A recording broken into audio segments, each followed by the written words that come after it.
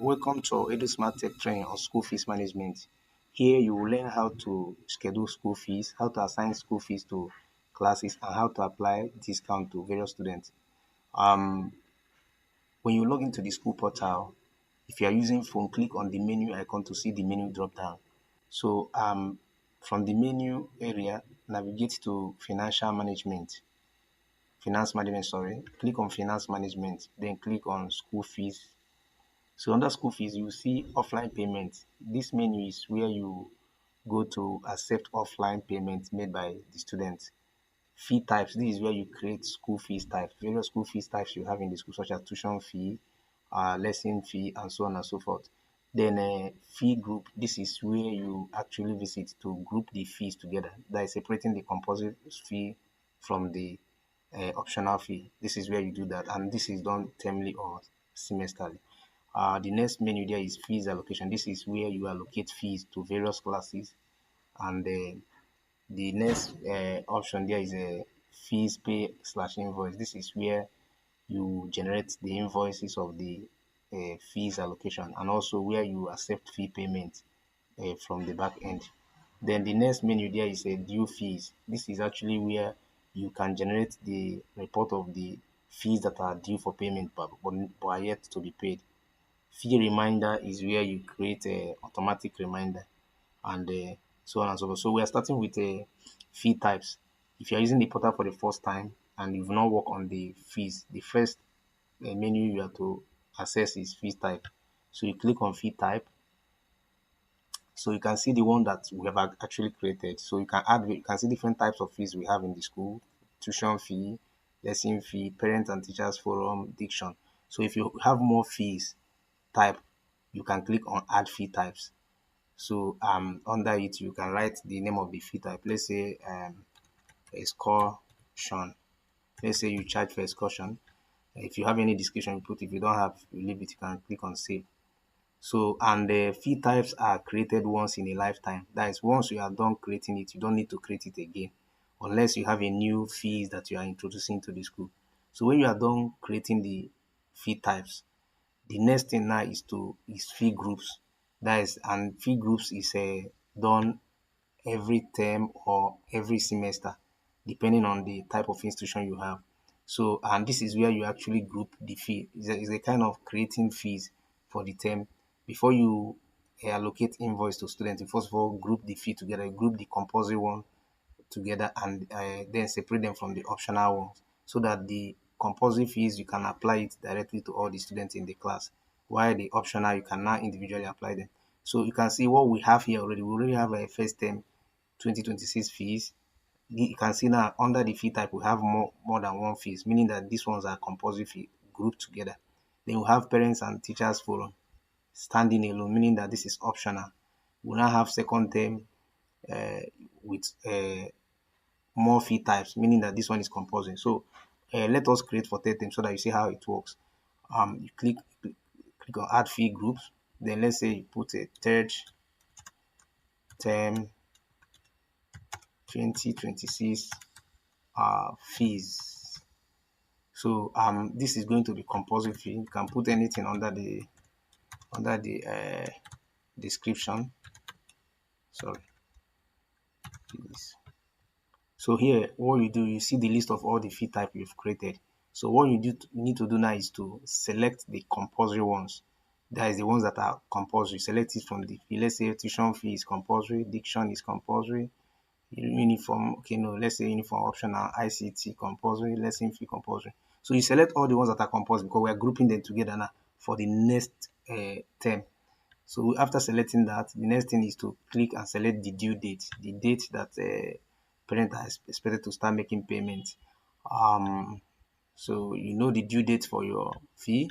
It doesn't mean that the parents cannot really pay before the due date, but the due date is a kind of is already due. So enter the due date for the various fees that you've selected that you want to group together.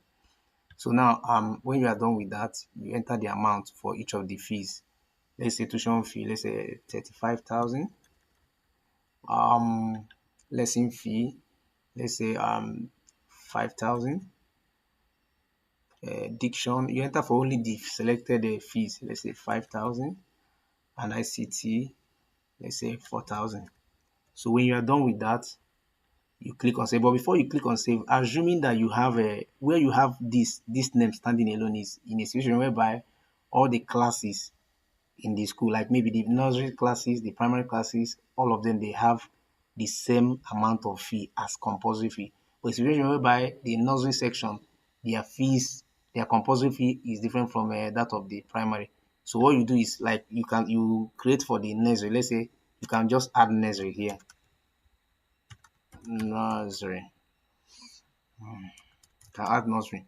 So after creating this compulsory for nursery class, you also create for primary, just indicated there, and for second if they are different. But if they are the same amount, you don't need to add anything to it. I'm assuming that the entire class they have the same compulsory fee. So at the end of that, you click on save.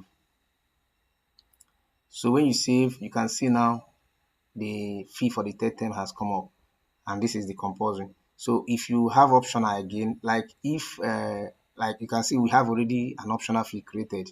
So if this optional fee is still applicable for the third term and is the same amount, you don't need to create it again. You only need to assign it to the class. But if it's not, let's say you have a new optional fee, you just add under the group. So maybe this time around, the optional fee we have is you can say let's say transportation as optional fee because it's not everybody in the school that will be using transport system. So you select the due date, um, yeah. So you put the amount of the transport, let's say 6,000. But for the transportation, please take note here. So under the you can put transportation. So please take note, assuming that you have different routes that you have different amount that are charged, that different amount are charged for different routes. So instead of putting transportation now, you can just put the route that of this particular amount that you're putting. Maybe for the route now, you can say let's say London out is London. So after creating this optional, you have to create another optional again, transportation. Then you put different route because the fees are different. But if you have different route and the same amount is charged for irrespective of the route, you don't need to add the extension. Just put transportation and save. So that is how to create the optional fees. So now you can see the one that has been created. So we're assuming that we are done with this third term fees, that this is only what we have. So the next thing to do now is to allocate the fees to various students in various classes. You click on fees allocation. So select the class that you want to allocate the fee, grade 1, section. You can select all. So fee group. So which fee are you allocating now? We are allocating the third term, the one that we just created. And this is compulsory fee. So we are going to then click on filter. We're going to allocate all the fee to all the members of the students because it's compulsory. So you select all and click on save. So now we have allocated this fee to all the students in this particular class. Now let's say after doing that, we now want to allocate transportation, which is optional fee, to selected student or to a particular student. You know, transportation is not everybody that will be using the transport system. So after selecting the transport, you click on filter to open the page again. So assuming that only comfort, this comfort drill is the one using transport, select only comfort and click on save. So now we have allocated put the school fees, which is the compulsory one, and the transportation to only comfort. So the next thing now is to generate to view the invoice and also apply to discount to anyone that um if there's any student that there's a deduction for. So click on fees pay slash invoice, select the same class, then filter. You can see the list of the students in the class. You can see the fees that has been allocated to them. Um, so now assuming that you want to apply a discount for maybe the first student, and the reason why we're not having like here and here, okay, you can see this particular, these two, we're having a 49,000, and here we're having 55,000. I think the reason is because there are other fees that has been allocated to this particular class before that is outstanding. You can see this. You can see the third term with transportation. This is 55,000, but this one is outstanding alone. So the transportation has made this one to be more than these two. So now, assume that you want to apply a discount to any of these two. Let's say these two children, these two students are from the same parents. and you want to give a discount to maybe one of them because of the, so all you need to do is to click on apply discount, then enter the discount amount. Let's say 5,000, put 5,000. Reason for discount, you can say more than one student from the same parent. So this is the reason for this discount. Sorry, more than one student for the, so you click on save. So you can see the discount has applied. The money has been deducted by the discount. So the bill is set now. So if you want, you can select all and click on the email. It will automatically, the portal will automatically send this as an email to the parents. But please note that when you are registering the student, you have to update the parents, that is the correct email address of the parents or that of the student in their profile for this to be able to go. If not, it will not go. You can as well send the email individually by selecting only one person, clicking on this. It will automatically send it as an email. So another thing again, you can download the invoice by, after selecting, you click on download invoice as PDF. So you can download and share if you want to do it that way. So that is all on the invoice part. Now, assuming that a parent has made payment or a student has made payment and you want to collect the payment, maybe the payment was made, a parent transferred money into the school account. If the parent transfer money into the school account and maybe you want to validate that here, you have two options, and the two options depends on the scenario. If the parent, after making the payment, uploaded the evidence of payment via the student portal, a notification will appear here. You can see offline payment. You can see we have just one notification here showing that one parent has uploaded. So all you need to do is to just go to this aspect, then click on offline payment. You see the notification. Then you can click on approve. It will automatically apply to the student. Then, but if the parent did not upload it via the student portal and just notify you, all you need to do is to click on collect. Let's say this particular parent has made payment. You click on collect. So when you click on collect, it will bring you to the school fees area of this particular, of the selected student. You can see the fees that has been billed to this student, the amount, the discount, and the balance. You can see that. So if you want to receive the payment, you have two options here. We have collect fee and we have fully paid. So if the parent paid the total fee together, you want to receive it, just click on fully paid. Then select the method of payment, bank transfer, cash. Then you click on fee pay. Once you do that, the payment will be validated. But if the parent paid part of the payment, just click on collect. Here now you have option of entering the amount that you receive from the parent. Let's say 20,000. So if there's any discount again, if you've not applied it from the other part, you can enter the discount. If not, you can go on and proceed. So method of payment, let's say bank transfer. If you have a remark, you can put it there. If not, you click on fee payment. So you can see payment successfully taken. So the fee now has reduced from 55,000 to 35,000.